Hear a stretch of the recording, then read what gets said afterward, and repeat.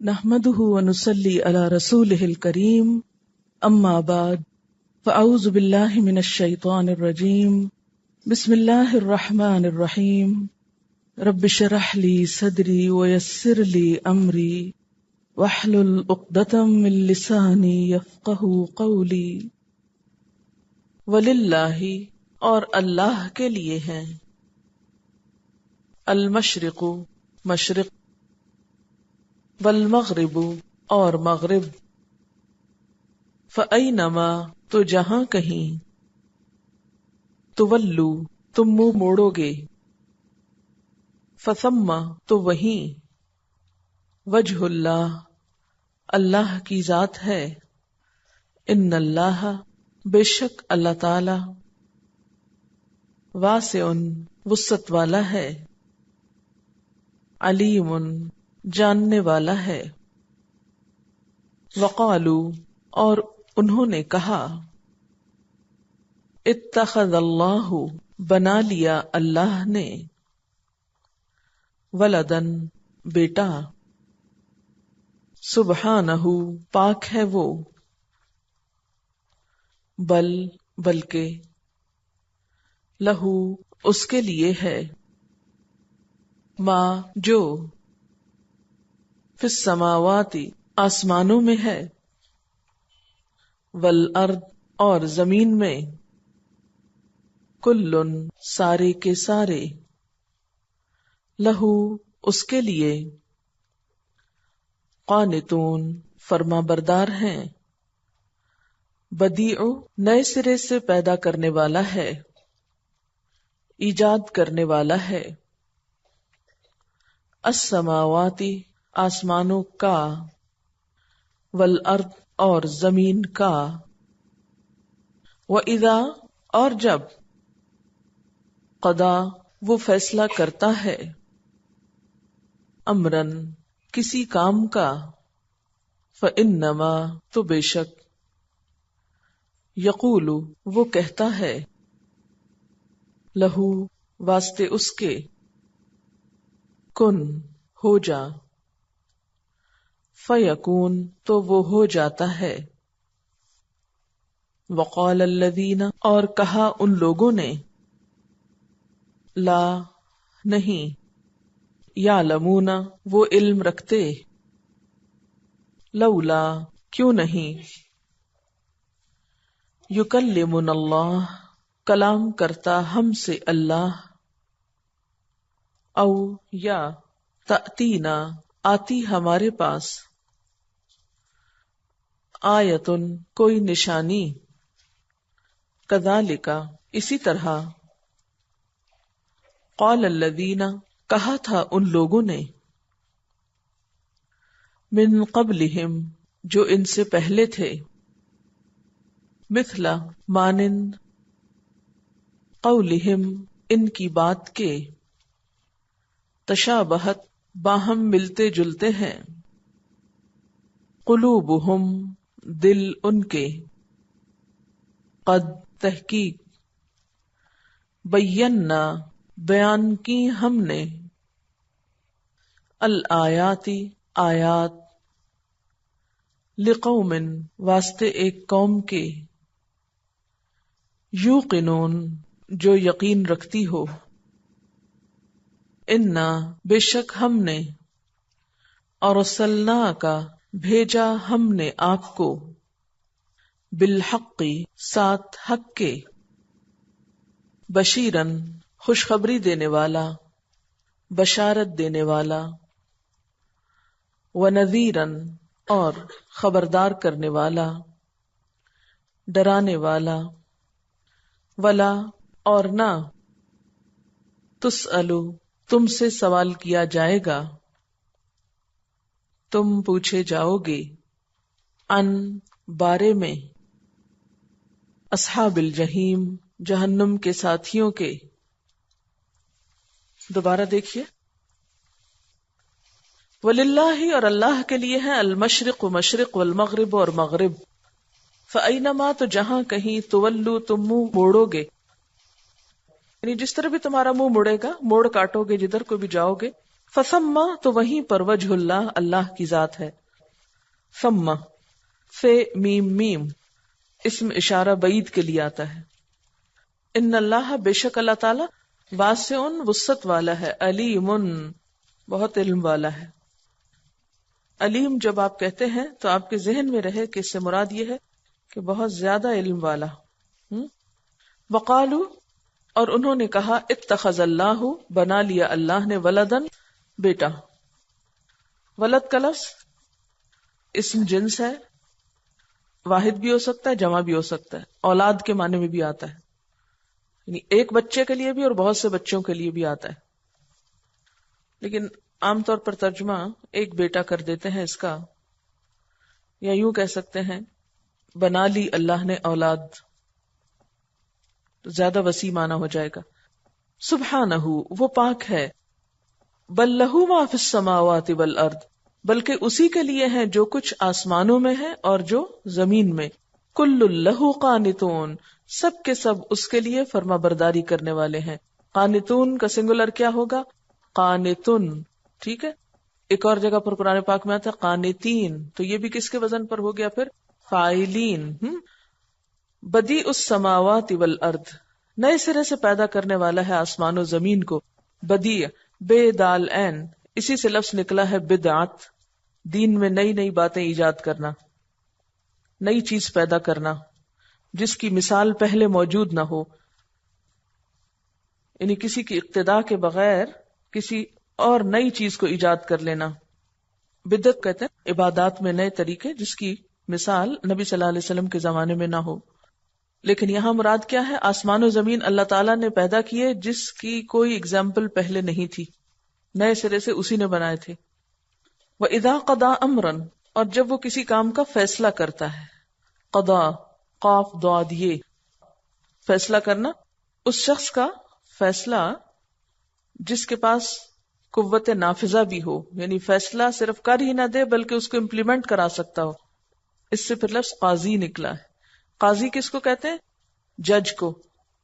تو جج صرف فیصلہ نہیں کرتا. مثلا آپ کسی جرم کے بارے میں سنتے ہیں تو فیصلہ دیتے ہیں نا کوئی کہ نہیں. مثلا آپ اخبار پڑھتے ہیں تو اخبار پڑھ کے آپ ججمنٹس پاس کرتے رہتے ہیں. کیا آپ کو جج کہا جائے گا؟ قاضی کہا جائے گا؟ حالانکہ فیصلہ تو آپ بھی کر رہے ہیں. کیوں نہیں کہا جائے گا؟ زیادتی نہیں آپ کے ساتھ؟ دن بھر لوگوں کے بارے میں اوپینین دیتے رہتے ہیں، ججمنٹس پاس کرتے رہتے ہیں. نہیں، ہر شخص کو قاضی نہیں کہتے، خواہ وہ فیصلے کرتا رہے لوگوں میں، یا گھر میں اگر کوئی شخص دو لوگوں کے درمیان جھگڑا ہونے پہ فیصلہ کرے. مثلا آپ بڑی بہن ہے، دو چھوٹی بہنوں کے بیچ میں جھگڑا ہو گیا، آپ نے ان کی صلح کرا دی، فیصلہ کرایا ان کے بیچ میں، تو آپ کو قاضی نہیں کہا جائے گا. کیوں؟ آپ کا کام صرف بس ایک چیز کے بارے میں کہہ دینا ہے، آپ کے پاس یہ پار نہیں کہ آپ اسے امپلیمنٹ بھی کرا سکتے. مثلا بہت سے لوگوں کے پاس لوگ میاں بیوی کے جھگڑے لے کر جاتے ہیں، وہ سنتے ہیں اور بتاتے ہیں تم یہ کر لو تم وہ کر لو، لیکن ان کے پاس کوئی پاور نہیں ہوتی کہ وہ اسے امپلیمنٹ بھی کرا دے. مثلا خلا کا معاملہ جیسے ہوتا ہے، اب ایک عورت جو ہے وہ اپنے شوہر سے طلاق مانگتی ہے یا خلا لیتی ہے، تو اب یہ گھر میں بیٹھ کے نہیں کر سکتے آپ، اس کے لیے کس کے پاس جانا پڑتا ہے؟ قاضی کے پاس. تو قاضی وہ ہوتا ہے جو نہ صرف یہ کہ فیصلہ کرے بلکہ اس کے پاس قوت نافذہ بھی ہو، اس فیصلے کو امپلیمنٹ بھی کرا سکے. جب وہ فیصلہ کرتا ہے امرن کسی کام کا، فَإِنَّمَا يَقُولُ لَهُ تو بے شک اس کو کہتا ہے کن ہو جا، فَيَكُونُ تو وہ ہو جاتا ہے. وقال الذین اور کہا ان لوگوں نے لا یعلمون جو علم نہیں رکھتے، کیا کہا؟ لولا یکلمنا اللہ اللہ ہم سے کلام کیوں نہیں کرتا، اللہ ہم سے بات کیوں نہیں کرتا. او تأتینا آیا یا ہمارے پاس کوئی نشانی کیوں نہیں آتی. کذالک قال الذین من قبلہم اسی طرح کہا تھا ان لوگوں نے جو ان سے پہلے تھے. یہ باتیں کوئی پہلی دفعہ نہیں ہوئی، پہلے بھی یہ ہوتی نہیں. مثل قولہم انہی کی بات کی طرح، تشابہت باہم ملتے جلتے ہیں، شین بے ہے روٹ ہے. قلوبہم ان کے دل، قد بینا تحقیق بیان کر دی ہم نے، الآیات نشانیاں لقوم اس قوم کے لیے، یوقنون جو یقین رکھتی ہو. انا ارسلنا کا بے شک بھیجا ہم نے آپ کو بالحق کے حق کے ساتھ یعنی حق دے کر. بشیرن خوشخبری دینے والا، ونذیرن اور ڈرانے والا بنا کر، ولا تسألوا اور آپ سے پوچھا نہیں جائے گا، ان اصحاب الجحیم جہنم والوں کے بارے میں۔ جہیم کے لفظ کا سمپل معنی کیا ہے؟ جہنم۔ لیکن جہنم کو جہیم کیوں کہا گیا یہ دیکھنا پڑے گا، اب ذرا غور کریں گے، ہم نیچے اتریں گے، تھوڑا سا گہرائی میں جائیں گے۔ اس کا روٹ ہے جیم ہے میم، جہم۔ اس کا لفظی معنی ہوتا ہے آگ کا تیز بھڑکنا، تیز نگاہوں سے دیکھنا۔ شیر کے گھورنے کے لیے بھی آتا ہے۔ شیر کی نگاہ دیکھیے کبھی، امیجن کریں ذرا، کیسے دیکھتا ہے؟ جیسے کھا جائے گا، اس کی تو نگاہوں میں کھانے والی کیفیت ہے، ایسے خوفناک طریقے سے دیکھتا ہے۔ تو جہنم کی صفت بتائی جا رہی کہ وہ بھی اپنے شکار کو گھورے گی، کہاں ہیں وہ لوگ جو میرے پاس آنے والے۔ قرآن پاک میں آتا ہے ان جہنم کانت مرصادا، بے شک جہنم ہاتھ میں لگی ہوئی ہے، یوں ادھر ادھر دیکھ رہی ہے، کہاں ہے میرا شکار۔ کہے گی حل من مزید، جب ڈال دیا جائے گا تو کہے گی اور بھی ہیں کوئی، اور لے آؤ۔ پھر ایک اور جگہ پر آتا ہے کلا انہا لظی نزاعۃ للشوی تدعو من ادبر وتولی، جو اس کے پاس سے گزرے گا یا حق سے منہ موڑے گا اس کو وہ خود بلائے گی، تمہیں تو میرے پاس آنا ہے، تم جا کہاں رہے ہو حقیقت کا انکار کر کے، سچائی کا انکار کر کے۔ تو جہنم جو ہے وہ ایک ڈیڈ چیز نہیں ہے، ایک لائیو فیلنگ آتی ہے اس میں، اور وہ اپنا کام خود کرنے والی ہے آگے بڑھ کر۔ تو اصحاب الجحیم یہاں آرام سے اللہ تعالیٰ فرما دیتے، اصحاب جہنم کہہ نہیں سکتے تھے، اصحاب النار جو پیچھے بھی آیا ہے، لیکن ایک نیا لفظ آیا ہے تاکہ لوگ اس کو محسوس کریں۔ اگر آپ کو کبھی زو جانے کا اتفاق ہو اور شیر دیکھنے کا اتفاق ہو تو اس کی نگاہوں میں نگاہیں ڈال کے دیکھیے اور اس وقت جہیم کو محسوس کیجیے۔ تفسیر وَلِلَّهِ الْمَشْرِقُ وَالْمَغْرِبُ، اور اللہ کے لیے ہے مشرق اور مغرب۔ فَأَيْنَمَا تُوَلُّوا فَثَمَّ وَجْهُ اللَّهِ، جہاں کہیں تم ہوگے وہیں اللہ کی ذات موجود ہے۔ ان اللہ واسع علیم، بے شک اللہ وسعت والا، علم والا ہے۔ یہود و نصارہ دونوں کا قبلہ بیت المقدس تھا، لیکن نصارہ نے خاص طور پر اس کی مشرقی سمت کو اپنے لیے خاص کر لیا تھا، اور ہو سکتا ہے اس کی وجہ یہ ہو کہ وہ حصہ جس میں حضرت مریم علیہ السلام نے عبادت کی تھی اور وہ اس کی مشرقی جانب تھی، جیسے قرآن پاک میں آتا ہے وَاذْكُرْ فِي الْكِتَابِ مَرْيَمَ إِذِ انتبذت مِنْ أَهْلِهَا مَكَانًا شَرْقِيًّا، ذکر کرو کتاب میں مریم علیہ السلام کا جب وہ اپنے گھر والوں سے الگ ہو کر مشرق کی جانب جا بیٹھی، یعنی عبادت کرنے کے لیے۔ تو اس پر یہود نے ان کے خلاف، کن کے خلاف؟ نصارہ کے خلاف اپنے لیے کون سی جہت مقرر کر لی؟ دوسری، اپوزٹ، مغرب کی۔ تو اس پر فرمایا کہ وَلِلَّهِ الْمَشْرِقُ وَالْمَغْرِبُ۔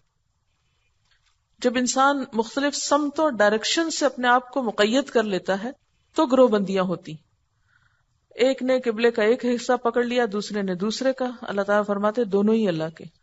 جب عبادت گاہ اور مسجد ہے اللہ کی، عبادت گھر اللہ کا گھر ہے، تو پھر مشرق کیا اور مغرب کیا، سب برابر ہے۔ اب دیکھیں نا، جب جگہ خاص کر لی جاتی ہیں تو اس سے پھر گروہ بننے لگتے ہیں نا۔ تو اللہ تعالیٰ فرمائے کہ نہیں، عبادت کے لیے اصل چیز جو ہے وہ کیا ہے؟ اللہ کا ذکر، اللہ کا تقوی۔ پھر اسی طرح یہ بھی کہا جاتا ہے کہ ہجرت کے بعد مسلمان بیت المقدس کی طرف رخ کر کے نماز پڑھتے تھے، تو بعض مسلمانوں کو اس پر بہت رنج تھا کہ ایک تو ہمارا گھر چھٹا، شہر چھٹا، اور ہمارا قبلہ بھی ہم سے چھٹ گیا۔ مکہ میں مسلمان جو تھے وہ بیت اللہ کی طرف منہ کر کے نماز پڑھتے، جب مدینہ آئے تو کیا ہوا؟ گھر وطن سب چھٹا، اور اس کے ساتھ کیا حکم ہو گیا؟ اب تم بیت المقدس کی طرف منہ کر کے نماز پڑھو۔ یہ ایک ٹیسٹ تھا نا مسلمانوں کا۔ اس پہ یہود نے بھی بہت باتیں بنائی تو حکم کیا ہوا کہ مشرق ہو کہ مغرب سب اللہ کے. جس کا مقصود اللہ کی ذات کو پانا، اس سے کوئی فرق نہیں پڑتا کہ اس کا منہ کس طرف ہے. یہاں سے ایک اور بات بھی پتہ چلتی ہے کہ جہاں قبلے کا تعین نہ ہو سکے وہاں پر کسی بھی طرف منہ کر کے نماز پڑھی جا سکتی. یعنی جہاں تو پتہ ہو کہ قبلہ کس طرف ہے وہاں تو قبلے ہی کو فالو کرنا چاہیے. لیکن جہاں پتہ ہی نہ ہو، مثلا آپ کسی نئے شہر یا نئی بستی میں جاتے ہیں، بادل ہے، سورج کا رخ نہیں پتہ چل رہا، یا رات کا وقت ہے، پتہ نہیں چل رہا کہ کس طرف کو منہ کرنا ہے، تو جدھر بھی منہ کر لیں گے نماز ہو جائے گی. یا اسی طرح جہاز میں آپ جا رہے ہیں، آپ کو کچھ پتہ نہیں چلتا کہ ڈائریکشن کدھر کو ہے، تو آپ نماز پڑھ لیں. یا بحری جہاز میں جا رہے ہیں، کچھ سمجھ میں نہیں آ رہی، ہر جگہ ایک ہی جگہ لگ رہی ہے. یا اسی طرح کسی ٹرین میں جا رہے ہیں، تو ایسی صورت میں کیا ہے، جدھر بھی منہ آئے نماز پڑھ لینی چاہیے. حضرت عمر رضی اللہ تعالیٰ عنہ فرماتے ہیں کہ ایک دفعہ آپ صلی اللہ علیہ وسلم سواری پر نفل ادا کر رہے تھے اور سواری کسی بھی سمت کو رخ کر لیتی تھی. آپ اس وقت مکہ سے مدینہ آ رہے تھے، یعنی کبھی ادھر ہوتی کبھی ادھر ہوتی، لیکن آپ اوپر نماز پڑھتے رہے. پھر حضرت عمر رضی اللہ تعالیٰ عنہ نے یہی آیت پڑھی. ایک اور روایت میں ہے کہ سفر میں صحابہ کرام آپ صلی اللہ علیہ وسلم کے ہمراہ تھے، رات اندھیری تھی، ہر ایک کو جدھر قبلہ معلوم ہوا اس نے نماز ادا کر لی اور نشان کے طور پہ پتھر رکھ لیے. صبح کو معلوم ہوا کہ بعض لوگوں نے غلط سمت پہ نماز پڑھی، ان کو تردد ہوا. تب یہ آیت نازل ہوئی کہ جدھر بھی منہ کرو ادھر ہی اللہ کی ذات ہے. لیکن اس کا یہ مطلب نہیں ہے کہ انسان قبلے کا رخ جانتے بوجھتے بھی کیا کرے کہ نہیں میں اپنی سہولت کے مطابق جدھر بھی منہ کر لوں ادھر ہی اللہ تعالیٰ کی ذات مل جائے گی. اور بعض نے اس آیت کو منسوخ قرار دیا ہے. اب ناسخ و منسوخ پیچھے آپ نے پڑھا نا. منسوخ کا مطلب کیا ہے؟ کسی اور حکم نے آ کے اس حکم کو کینسل کر دیا کہ نہیں قبلے ہی کو فالو کرنا ہے. اور وہ کون سا؟ وہ آگے دوسرے پارے کے شروع میں آئے گا کہ تم جہاں کہیں بھی ہو اپنا رخ مسجد حرام کی طرف کر لو. وقالوا اتخذ اللہ ولدا، اور انہوں نے کہا کہ اللہ نے کسی کو بیٹا بنا لیا ہے. یہ کنہوں نے کہا؟ عیسائیوں نے کہا حضرت عیسیٰ علیہ السلام کو بیٹا بنا لیا ہے. یہود نے کہا حضرت عزیر کو اللہ نے بیٹا بنایا. مشرکین مکہ کیا کہتے تھے کہ فرشتوں کو اللہ نے بیٹیاں بنا رکھا ہے. اللہ تعالیٰ فرماتے ہیں یہ سب کا کہنا یہ ہے کہ اللہ نے اولاد بنائی. سبحانہ، پاک ہے وہ. بل لہو ما فی السماوات والارض، بلکہ اسی کے لیے ہے جو کچھ آسمان و زمین میں ہے. اس کو ایک بیٹے سے کیا فائدہ جس کی ملکیت میں سارے آسمان اور زمین ہو. بل لہو ما فی السماوات والارض، بلکہ اسی کے لیے ہے جو کچھ آسمان و زمین میں ہے. اس کو ایک بیٹے سے کیا فائدہ جس کی ملکیت میں سارے آسمان اور زمین ہو. کل لہ قانتون، سارے کے سارے اس کی فرما برداری کر رہے ہیں، سارے اس کے آگے جھکے ہوئے ہیں. قانتون کا لفظ جو ہے قاف نون تے سے ہے، قنتا. عبادت میں ایسی اطاعت جس میں عاجزی ہو. قنتا کا مطلب کیا ہے؟ فرما برداری کرنا، لیکن کیسی فرما برداری؟ جس میں عاجزی بھی ہو. اب آپ دیکھیے کہ اب تک آپ نے فرما برداری کے لیے کئی لفظ پڑھے. مثلا کل ہی آپ نے پڑھا اسلمہ. تو اسلمہ ہوتا ہے کسی کی رضا کے سامنے سر تسلیم خم کر دینا. پھر اطاعت کا لفظ بھی پڑھا، توئے واو عین. اطاعت ہوتا ہے دل کی خوشی کے ساتھ کسی کی بات ماننا. پھر تبع پڑھا، اتباع کرنا، کسی کے پیچھے چلنا. تو ان میں فرق کیا ہو گیا؟ قناتا میں کیا ہے؟ یعنی مانا سب کا اطاعت ہے، بات ماننا، لیکن قناتا میں عاجزی ہے. اسلمہ میں رضامندی کسی کی حاصل کرنے کے لیے. پھر طاعہ میں دل کی خوشی ہے. تبع میں پیچھے پیچھے چلنا ہے، فٹ سٹیپس کو فالو کرنا ہے. بدیع السماوات والارض، نئے سرے سے آسمان و زمین کا پیدا کرنے والا ہے.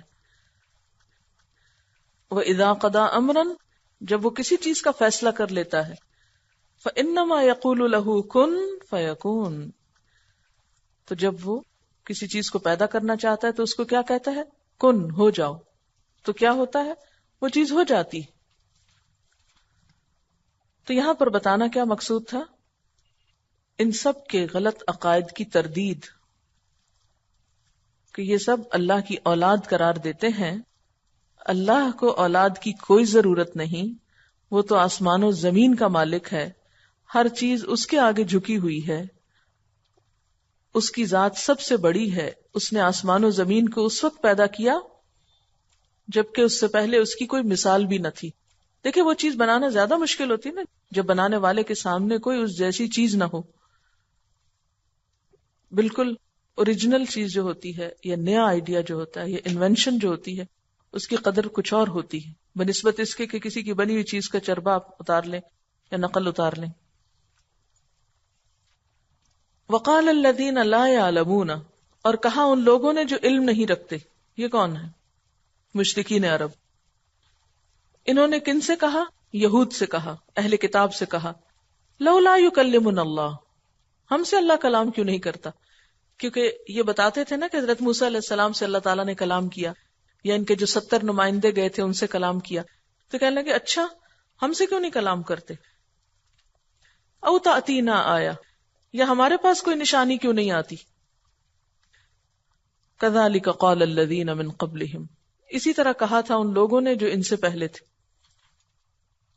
مثل قولہم، ان کی جیسی بات. تشابہت قلوبہم، ان کے دل آپس میں ملتے جلتے ہیں. سب کا مسئلہ ایک ہی ہے، سب کی بیماری ایک ہے. دلوں کا ملنے سے مراد کیا ہے؟ کہ سب کے اندر ایک ہی بیماری، اور اس بیماری کی بنیاد کہاں ہے؟ دل میں. قد بینا الآیات لقوم یوقنون، ہم نے آیات کو، نشانیوں کو اچھی طرح بیان کر دیا ہے، لیکن کس کے لیے؟ ان کے لیے جو یقین رکھتے ہوں.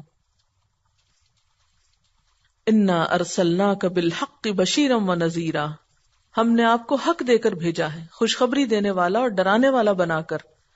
ولا تسأل عن اصحاب الجحیم، اور آپ سے جہنم والوں کے بارے میں نہیں پوچھا جائے گا.